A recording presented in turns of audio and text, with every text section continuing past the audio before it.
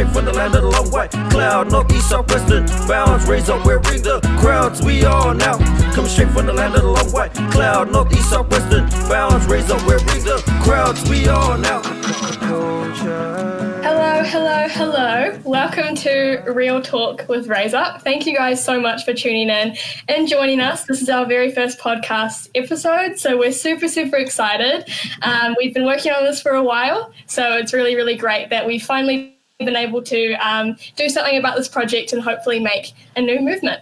To give you guys a bit of a background on this series, Real Talk is a platform for young people to be able to discuss social issues through one-on-one interviews with organisations and local advocates for our communities. I'm Eden. I am currently in the Manukau crew for South Auckland. I'm 17 years old and I'm in my final year at Alfredson College. After high school, I'm planning to do a couple of papers on performing arts as well as working. Hi, I'm Riley. I'm from the Linfield Pukese Papa crew. I'm a Capricorn, so I stand by that every day. I'm currently studying tourism, so I'm studying to be a flight attendant at the moment. So travel is something that I'm very passionate about, and I'm super excited to get amongst it. So we're here today with Netsafe. Netsafe is a service that helps young people keep themselves safe online. They also help young people and offer free confidential service in regards to social media. So we are joined here with Alicia and Baj from the Netsafe Youth Action Squad. So hey guys, how you going? Hey, we're good. Hey, doing good. Thank you. Thank you guys for coming on and talking to us today. Before we start, we'll just do a couple of quick fire questions. So the first question is, where did you guys grow up? So I grew up in Johannesburg, South Africa. Oh my gosh. Yeah. All right. Well, I grew up in Auckland. That's really it, and just South Auckland, pretty much. Manurewa, on that side. Yeah, oh my gosh, South Auckland represent, guys. South Auckland represent. We love it. What's your favourite colour? Purple. Same. Purple. Because Oaha, Eden. Yes, Oaha represents. Yes.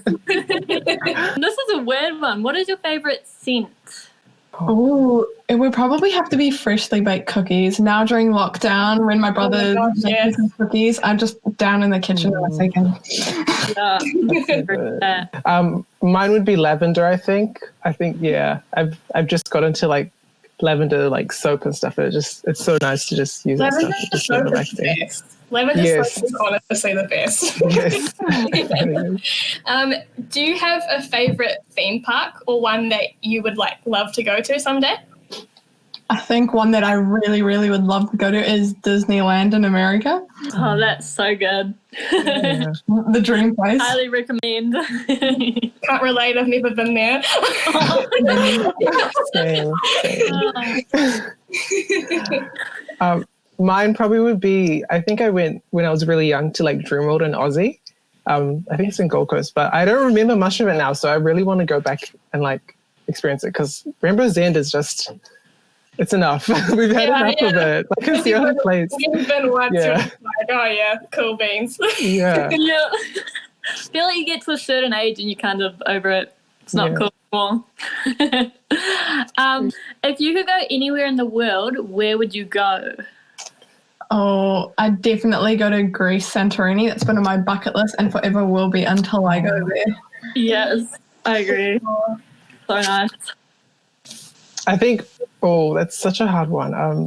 I think I'd go probably it's a mix between Japan or South Korea, but I'm leaning towards South Korea just because of the amount of K-dramas I've been watching. So probably You're going there just for the K-pop? Yeah. Okay, do you guys have a quirk or something that you do that's weird or your friends kind of what? Not too sure, but I'd say I am very, very organised. I'm busy running around the house, especially during lockdown, just organising my parents and everything. So I'd say being neat is mine. Yeah. That's so helpful. I wish. I think my quirk is gifts and presentations. If I do a presentation, I think there will always be at least one GIF, just because no one wants death by PowerPoint. Yeah. So you're a PowerPoint guru too? I don't know about that, but Yo, I've met you, man. We gotta make a PowerPoint together. let's do it. Yeah. Well, thank you guys for answering those questions. So now we're going to get into the nitty-gritty segment of our live stream. So pretty much we're just going to ask you some questions about your organisation that you represent. Feel free to dive in deep with these questions. The more opinions that we get on them, the more perspective we will have. So the first question is, what is the Netsafe Youth Action Squad? So we are a part of YAS. So it is an online youth safety group run by youth for youth. So I've been a part of it since the beginning of this year, and we go to some online safety workshops. We get leadership training, and we just spread awareness to our schools and everything, and just help, create a safer online environment for teenagers these days. Amazing. Yeah, I mean, I love seeing groups like that, because seeing young people in those types of groups, it kind of makes you realize hey, we have more people that want to help with social change and make the world a better place. And yeah, so I really love that young people are getting involved with stuff like that. Yeah, and it's an amazing initiative to be a part of, and I'm so honoured to be a part of it, because it's just making a difference in a small way, and it's such a serious issue in the world today that I think it's a great way to just help. Yeah, for sure. So with the whole relationships thing on social media going around with friendships or relationships and stuff, what do you think are the risks of developing relationships online, and how do we keep ourselves safe from that? Well, I think social media is very helpful with keeping in touch with people, especially during lockdown now. I mean, that's the only way we can keep in touch with our friends and everything. But as you said, it does definitely have its risks. And some of these may be that you're texting a friend and a text gets misinterpreted because obviously you can't hear their tone or see their face, So it can be misinterpreted and things can go wrong. But also another example is if you meet someone online, let's say, if you never meet them face to face, you can never be 100% sure if they are who they say they are. But that just comes to being careful who you choose to connect with online, and, just making sure you connect with people you can trust. Yeah. So, Barb, we're just talking about relationships online, forming friendships and forming either romantic relationships with people that you've never met before. Do you have any ideas of, not really ideas, but do you have any opinions on what the risks of those things could be? I think a pretty big risk is, especially in the lockdown season that we're in, is sending nudes, especially in a romantic relationship. Obviously, there's no face-to-face sort of contact anymore, but sending nudes is a huge risk, and always has been. You send a nude, even if you trust that person, it could go anywhere after you press send. They could do anything. So it's really important that you try your best not to send nudes. You can save the steamy stuff for when we get back to level 2. Yeah, or you meet them in person, Yeah, meet them in person and do that. Instead, you could do fun games on Zoom or stuff like that to connect. Or if you really do need to send nudes, just make them non-identifiable. So just don't put anything that makes it obvious that it's from you. That's probably my biggest risk that I think. It's important because if you kind of make them specific that you can see yourself in them, you never know what that person's going to do with it, especially if you've met someone that you have met online and you haven't spoken to them, you haven't seen them face to face, and you don't know what people are capable of nowadays. People are capable of doing some pretty scary stuff. But so just keep yourself safe, guys, man. Especially because it's crazy how fast things can go viral, and you don't realize it until there's something you don't want that everyone has all of a sudden seen. Yeah, for sure. So in relation to that question, so in your experience, or if you haven't really experienced it yourself, but you've maybe talked to someone that has gone through something quite tough on social media. What effects do you see on young people who are being bullied online? So if you see someone that's quite upset or sad, like how can you tell that they've been cyberbullied? I think that there's no definite way to say someone's been cyberbullied, but you can pick up some signs that they might have, like they might change the way they act or maybe change the way they look due to a comment that was said or something. But they could isolate themselves from their friends and family. They could have unexplained anger or depression, just not being themselves. And then also because it is online, it's obviously a little harder to identify because you can hide behind a screen. But I think that's where it just comes to be important to regularly check up on friends and just make sure that they're doing okay. Yeah, for sure. I totally agree with that too. Like people change the way they are probably because of the effects that are coming from it. And probably another thing might be that they might have a really private profile. Someone might change to suddenly having no replies to their Instagram stories, or maybe their profile picture and everything is all privatized, and that might show signs that something's going on and they're trying to stay away from something. Yeah. That's really interesting. It's quite I find it quite fascinating how if somebody changes their settings and other people can see it, how like alarmed they get, like if someone, I don't know, makes their Instagram story replies, like they turn it off, people get quite concerned. I find it fascinating, but yeah. A lot of people, when they are getting bullied, they tend to notice that the people that are bullying them are also getting bullied. So it's kind of like it's just a chain that goes through everyone, and it's just hard to figure out where it all started. Yeah. So that's like a big thing as well. For sure. So with social media, how do you stay safe on it? Like, what are a few things we can do to keep ourselves from getting hurt or getting pretty much like suspended from social media? Because you know how you can get like Instagram will put you on block or stuff if you're doing something wrong. Like, how do we just keep safe and not do those kind of things? Well, I think the most important thing to stay safe on social media is obviously having a private account so you can control who sees your information or the things that you post. Something my parents always told me is just remember what's on social media is there forever. So if you're going for a corporate job interview in a few years, would you be proud of them seeing a picture you posted 5 years ago? You need to think about if someone else were to see this, how would they act, or how would it go about the picture? And just other ways of staying safe is possibly just to have a strong password so you don't have hackers coming into your account, and just be selective with who you let see your account. So, yeah. Yeah, I think that another really underrated thing in terms of like security would be two-factor authentication.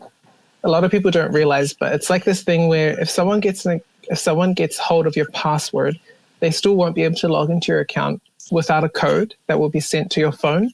So they'll also need to have like your mobile number or like the special key to get into your account.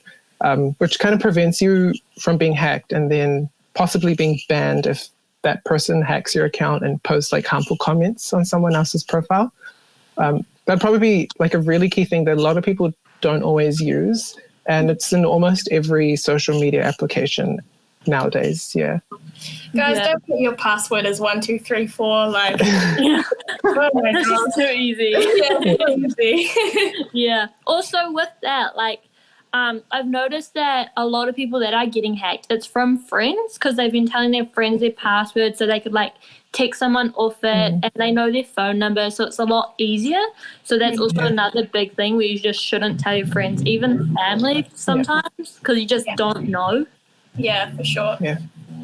We're like unpredictable, so sometimes anything could happen, and we people do make like wrong decisions. And Yeah, exactly. You might trust a friend a lot during one time, give them your Instagram password, and then you have a fight a year or two later, and you never know. Yeah, for sure.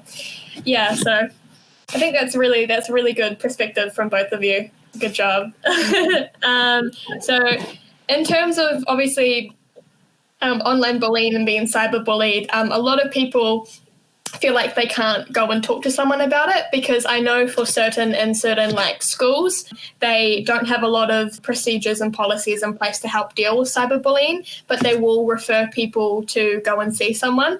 So who can we talk to if we're getting online bullied or cyberbullied?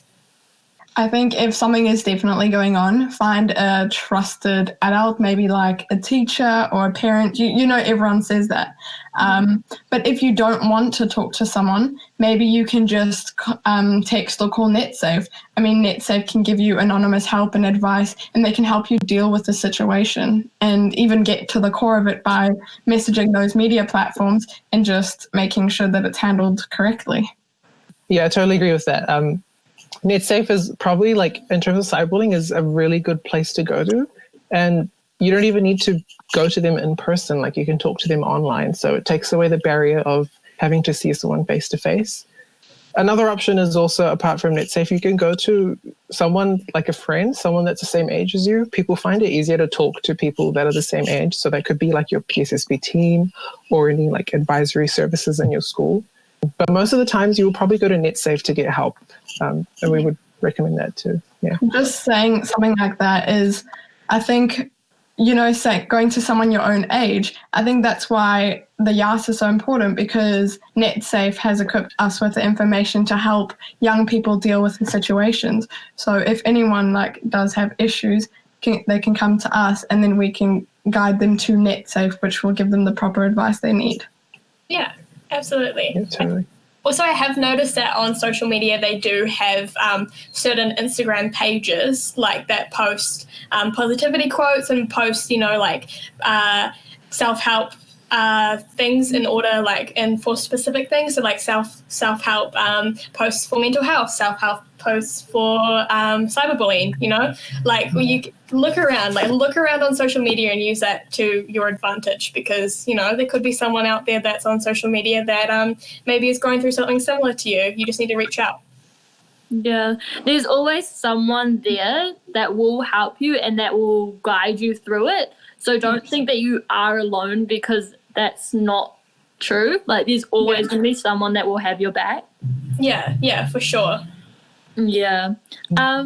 That is actually a really big thing, though, because, like, a lot of people are so scared that nobody will understand, so they just hide out, and it just causes a big thing later on, and that's where some people just spiral out, and it's just not good.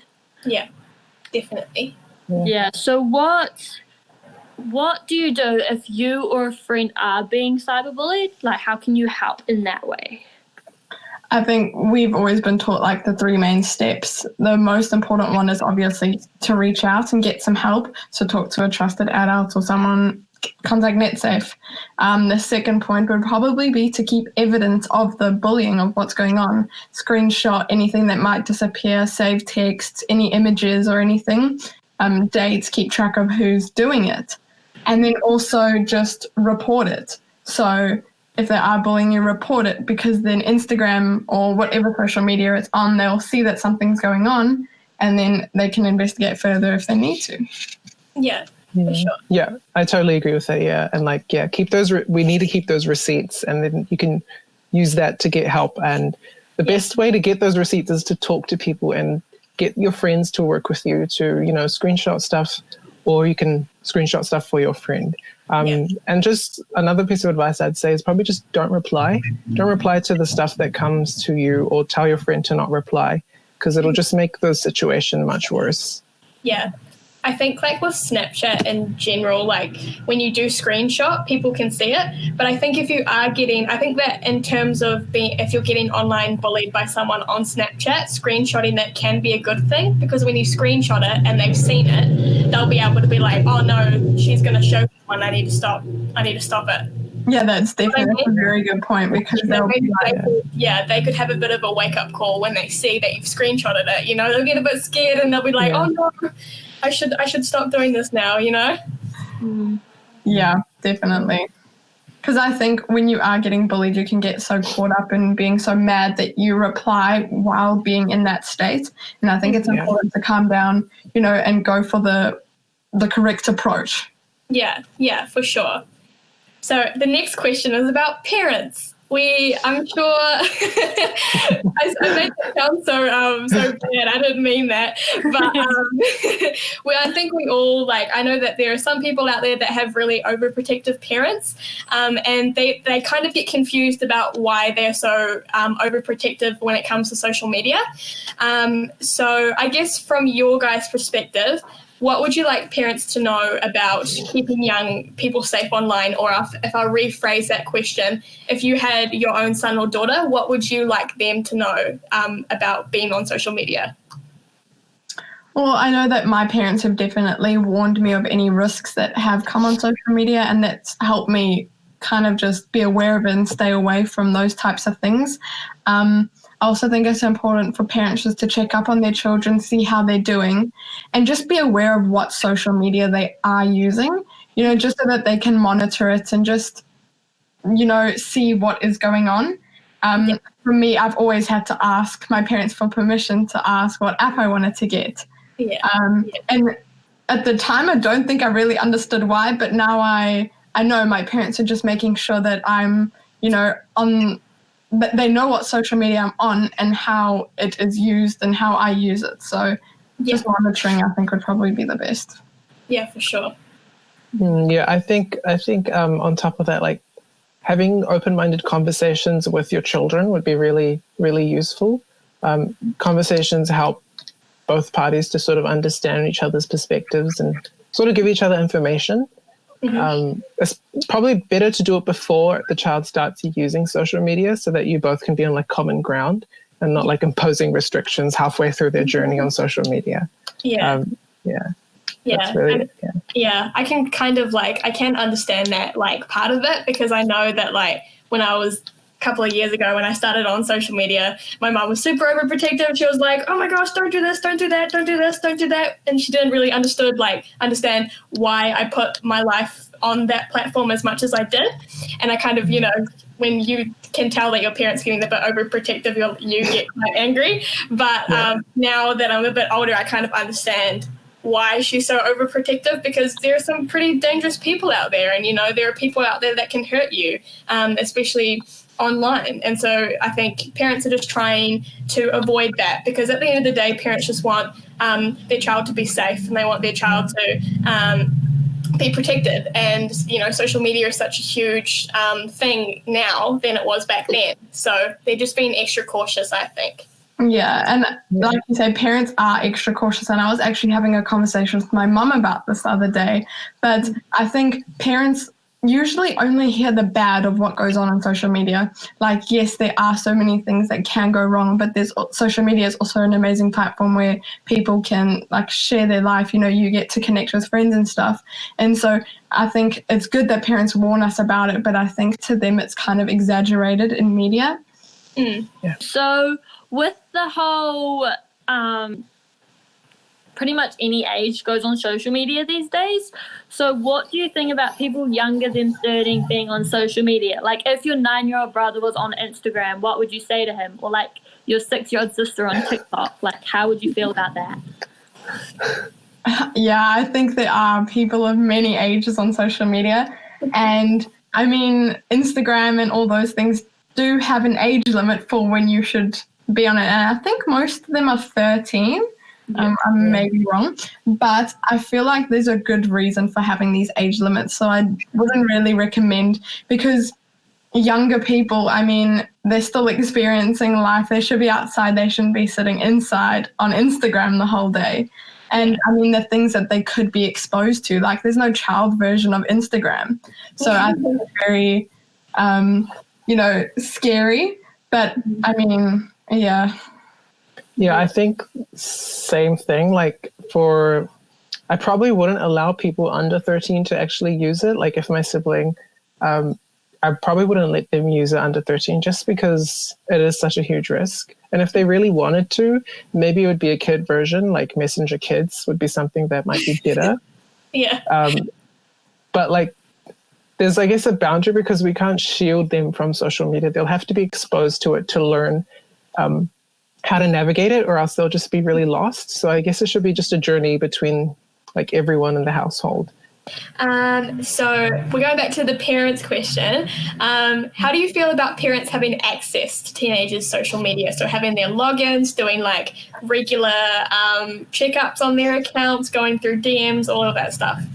I definitely don't think parents should have access to the teenager's account or any account because, I mean, we don't have access to our parents' accounts, you know?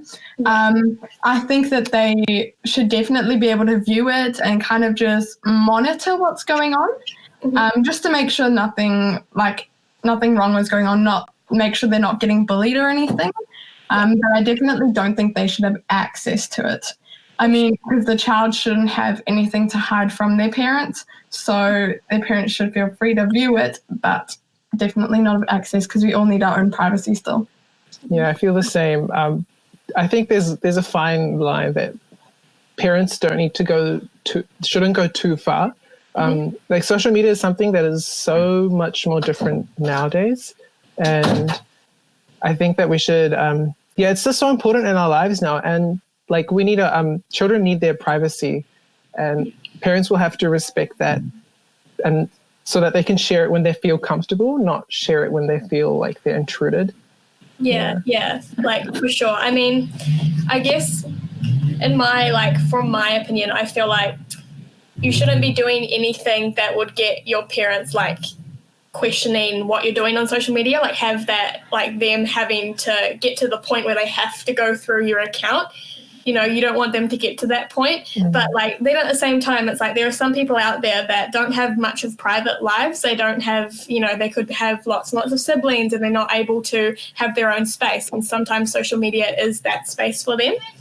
But I do think that there's a line of privacy that, you know, a teenager should have when it comes to their parents checking up on their social medias and stuff. You know, maybe a monthly access to it to just go through like maybe little things. Even just following your parents on social media platforms if they have it, that will give them that reassurance that, you know, you're okay and you're not going to do anything that's a bit inappropriate or anything like that. Yeah, definitely, because they'll see it, and I mean, even before you post something, you'll think, would my parents want to see this on social media? Yeah, for sure. It just puts that, you know, awareness. Yeah. And you should always it's always in the back of your mind as well, like, is this actually right? Am I doing the right thing? It's not like you're gonna go, oh, this is bad, I'm gonna do it anyway. Like, you always know that, like, there's always a part of you that's like, no, I'm actually doing something bad. Like, come on. Yeah, for sure. This shouldn't be what I'm doing. That was a great way to put it, Eden. Brownie points to you. I'm getting there, guys. It's fine. So I've noticed that like a lot of people have like 1,000 to like 3,000 friends on like Facebook or Instagram, but like in real life, you see them with like 5 people and they're their closest friends. So what are some tips and tricks to keep yourself safe from your online friends? I think possibly keeping in touch with people that you've met in person. I think that helps a lot because you know the person, you know what they're like. So that comes with talking to people that you trust.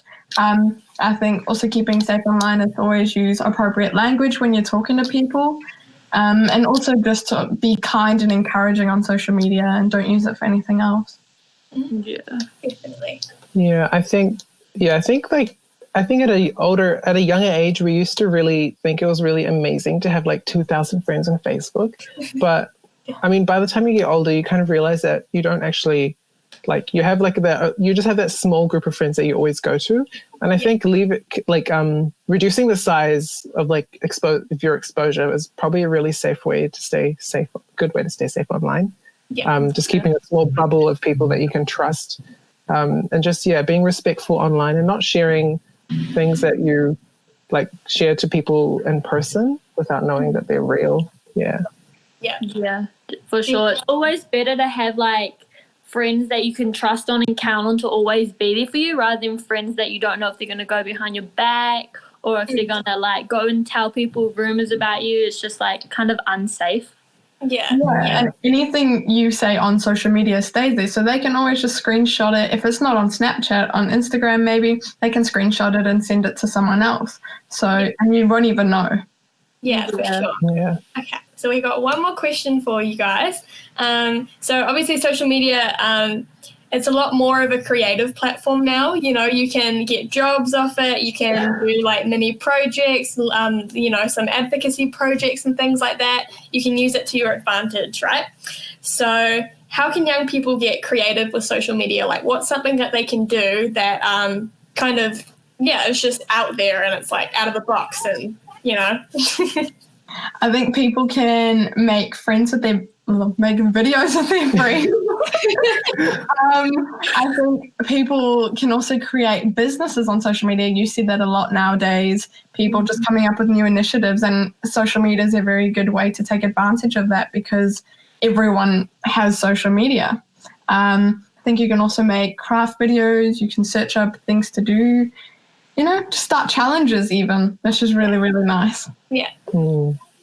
Yeah, I think similar to like opening up businesses, like there's a lot of possibility, like use your hobbies to your advantage. So you can start up hobby pages, maybe art tutorials or cooking or even like music on Instagram. And it could possibly take you somewhere, you never know. Or even you could start up like a positivity page. Like those are pretty popular. And there's not like, what are you going to lose from sharing positivity online? Yeah, exactly. Nothing, right? Yeah. Yeah. We need more of it. Yeah, for sure. No, definitely. I've known, like, since we've been in lockdown, there's like all writing assessments. But for my dance assessment, we got to create a Instagram account and we got to put all our dance videos and like photos and stuff and write little blurbs at the bottom. Like there's ways you can use it that will actually help you at school as well, not just in like business related. That makes sense. Yeah. I like the dance class.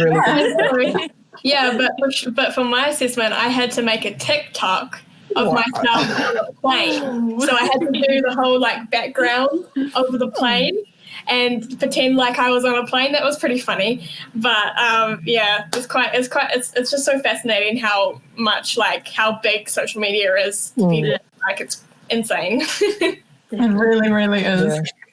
Thank you guys so much for tuning in, like giving us all your guidance and your information. That is like, it's so great. I know that there are going to be heaps of people that are going to take what you guys have said and most likely will benefit that to their lives. Like it's great. You guys are doing such great things. Amazing job. It's pretty, thank you guys so much. No worries. Thank you so much for having us. Yeah, thank you so much as well. Yeah, and thank you for like letting us like I guess spread our voices online and like using the real talk as a way to get more information out to young people. Yeah, for sure. It's going to be great. So we're a bit tight on time at the moment, but I guess we could ask you one lighthearted question. Is that okay? Mm-hmm. Go ahead. Yeah, sounds good. Okay, what's the weirdest food combination you've ever had? These always make me laugh, so I'm curious. Okay. The one time I had some friends over and we had Hawaiian pizza with chocolate and caramel sauce and some sprinkles. That sounds good, though. Put some orange juice as well. So we got that. Interesting. I would try that. I mean, do you, girl? Honestly, like if you like caramel on your pizza, then go for it. Yeah, mine would probably be. Sorry. No, it's okay. Keep going. Okay. Mine would be probably like last year we went to the zoo for biology and we brought our own lunch and stuff and I was with my mates and we had a hummus dip with like all the crackers and stuff, but someone had fruit and we were just staring at it like what should we do? And I ended up trying grapes and hummus. That was my weirdest food combo I've had, and it was actually like okay. It was weird, but like it was okay. Would I go for it again? Probably not. But But it was okay. Like I could eat it. Yeah. It was a new fun thing to try, so it's fun. Yeah. Yeah. Yeah. Ambitious taste palettes, guys. We love it. So we've learned so much from you guys. We'll definitely take the things that you've said away from this experience. If you'd like to learn more about Netsafe, we have their social handles on the top left corner up here. So feel free to follow it and follow Raise Up as well, guys. Give us some love. This was great. This was a little bit hard, but we got there. We love it. It's fun, so it's fine. Yeah. Tune in next week, guys, on Friday at 5 p.m. We're going to have Morgan from CADS and Waitemata DHB. So thanks, guys, for watching. We'll see you all there. Bye, guys. Bye. Bye. Coming straight from the land of the long white cloud, north, east, south, western bounds. Raise up, we're ring the crowds. We are now. Coming straight from the land of the long white cloud, north, east, south, western bounds. Raise up, we're ring the crowds. We are now. Culture.